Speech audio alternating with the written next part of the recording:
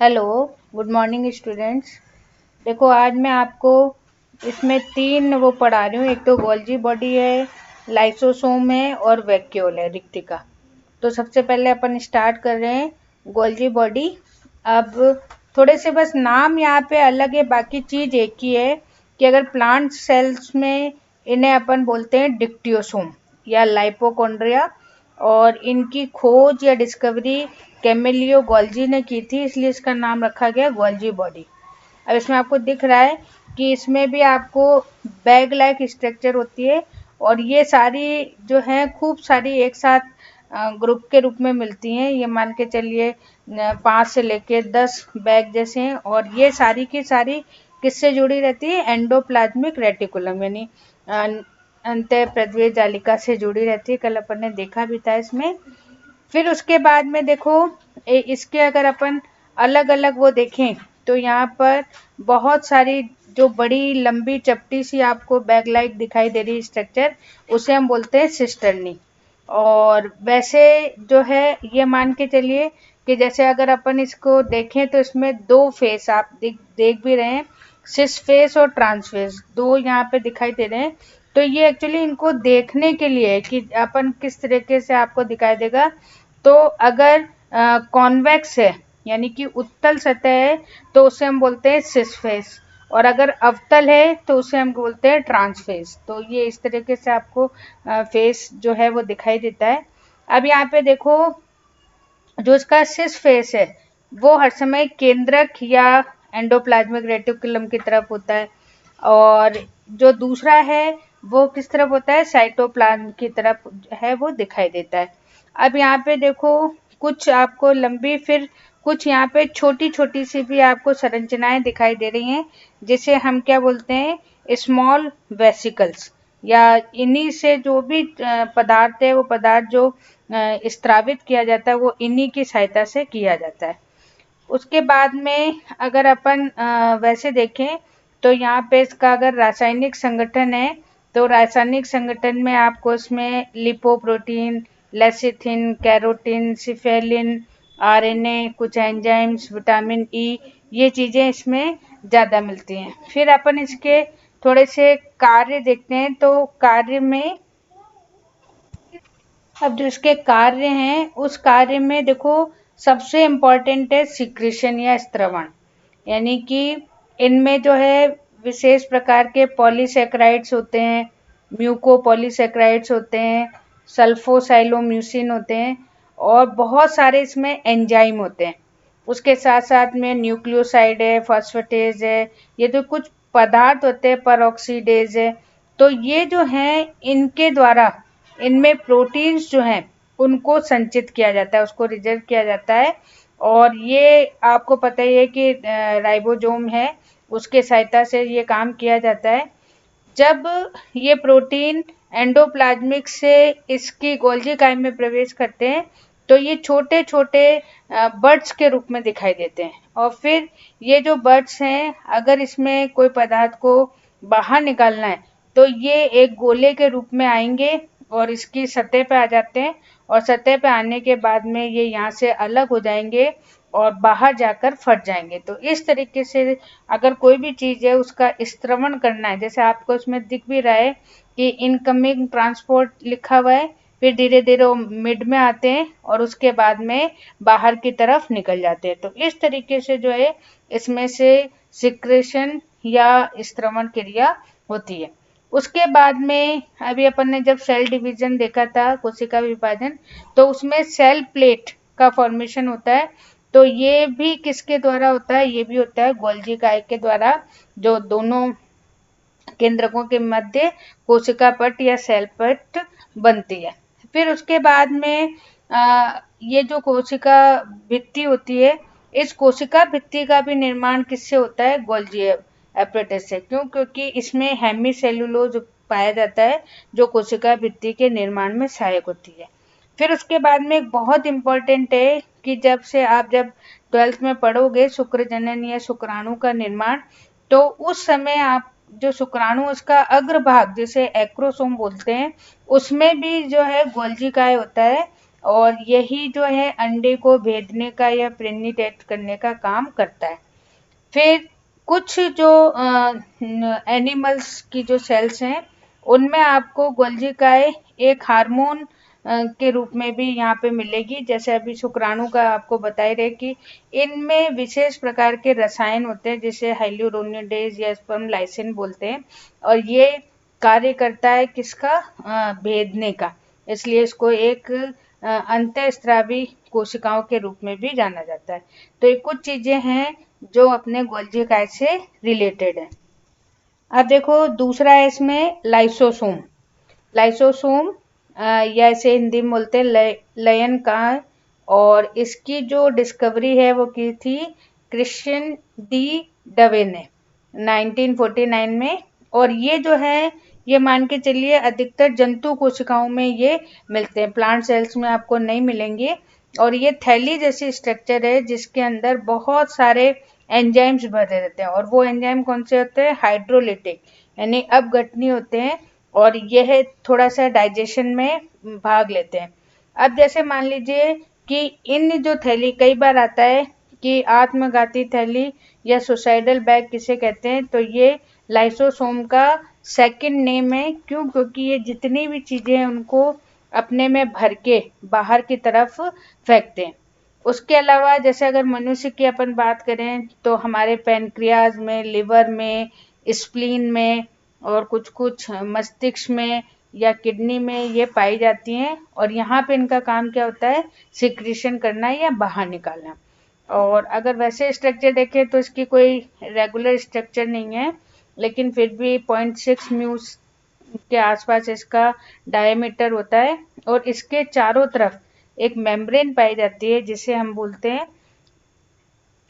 ये unit membrane है। और ये बहुरूपता यानी कि किसी भी आकृति में इसको बदल सकती है, इसलिए ये बहुरूपता कहलाती है।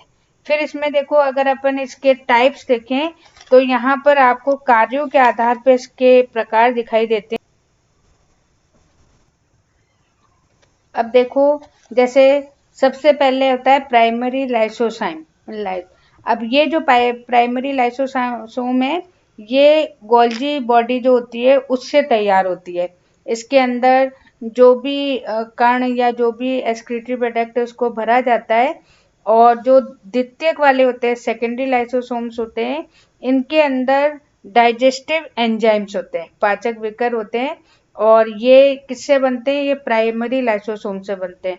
फिर उसके बाद में जो थर्ड है उन्हें अपन अवशिष्ट काय या रेसिडुअल बॉडीज बोलते हैं, और इनमें जो है जो भी चीज है द्वितीयक लाइसोसोम वाली उसका थोड़ा सा पाचन किया जाता है, उसका डाइजेशन किया जाता है, पूरा नहीं करते बस थोड़ा सा ही किया जाता है, इसलिए इसे क्या बोलते हैं, रेसिडुअल बॉडी।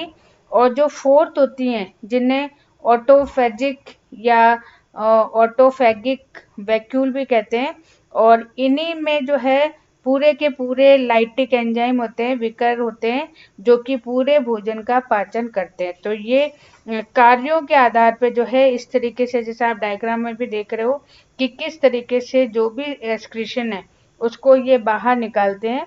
फिर अपन इनके कार्यों के देखते हैं तो आपको पता ही लग गया कि सबसे पहले तो ये जो भी पदार्थ है, अपशिष्ट पदार्थ है, उसको बाहर निकालने का काम करती है। तो उससे जितना भी कोशिका है उस कोशिका के विभिन्न पदार्थों में संतुलन बना रहता है। फिर उसके बाद में अगर कोई टूट फूट हो गई, कोई कोशिका टूट गई है या नष्ट हो जाती है तो उसको भी ये खाकर खत्म करती है। और तीसरा जैसे मान लीजिए ये कोशिकाएं डेड हो गई हैं तो उन डेड सेल्स को भी ये खा के नष्ट करती है। तो ये जो है कोशिका का एक बहुत इम्पोर्टेंट फीचर है, और इसीलिए इसको सुसाइडल बैग कहते हैं, क्योंकि ये खुद खत्म होके कोशिका की सुरक्षा करती है। अब देखो तीसरा इसमें एक और है वैक्यूल या दिक्तिका।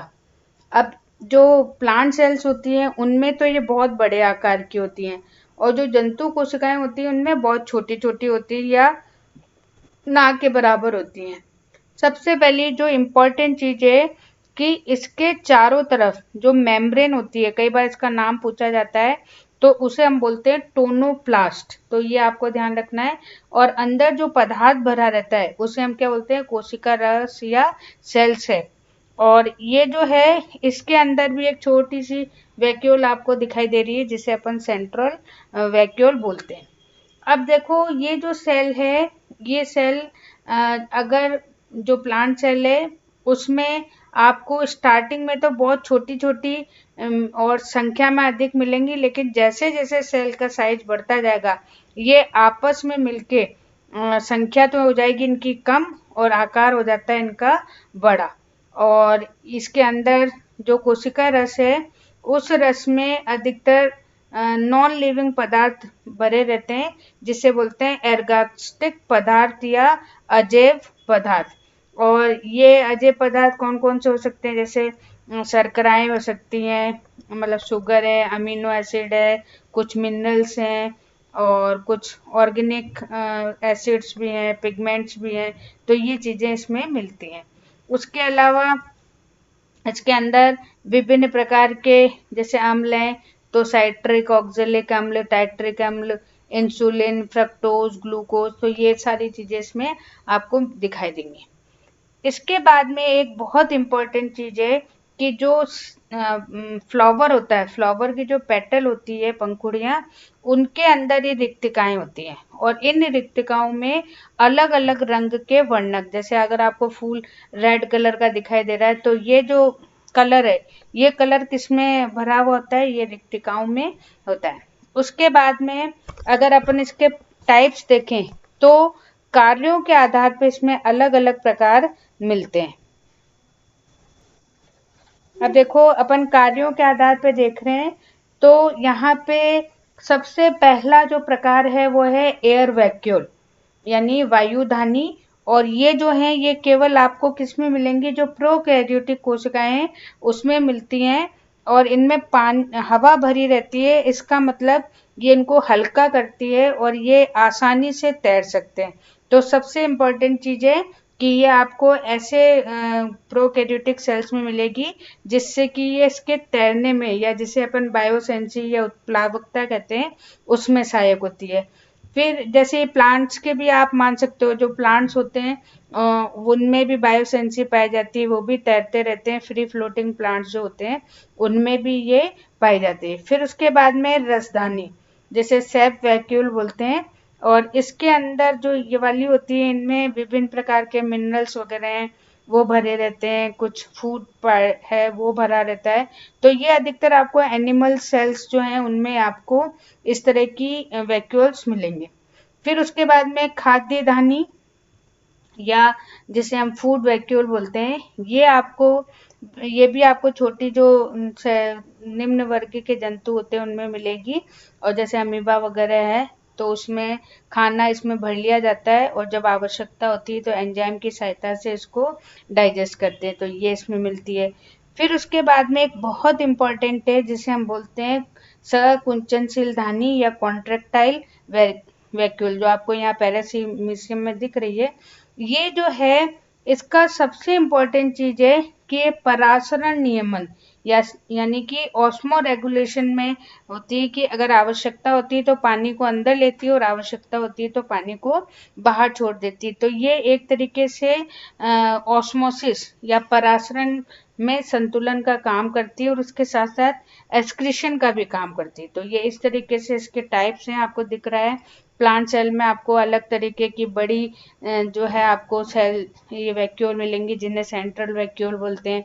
अगर आप एनिमल में देख रहे हो तो फूड वैक्यूल है, और अगर प्रोकैरियोटिक पैरामीशियम का इसका देख रखा है तो ये कॉन्ट्रेक्टाइल वैक्यूल है। तो इस तरीके की जो है आपको यहाँ पे वैक्यूल्स मिलेंगे। फिर अगर अपन थोड़े कार्यों को देखें तो कार्य में सबसे इम्पोर्टेंट तो है ही कि जो भी फूड मटेरियल वगैरह है उसको ये रिजर्व रखती है। उसके अलावा मिनरल्स वगैरह हैं उनको रखती है।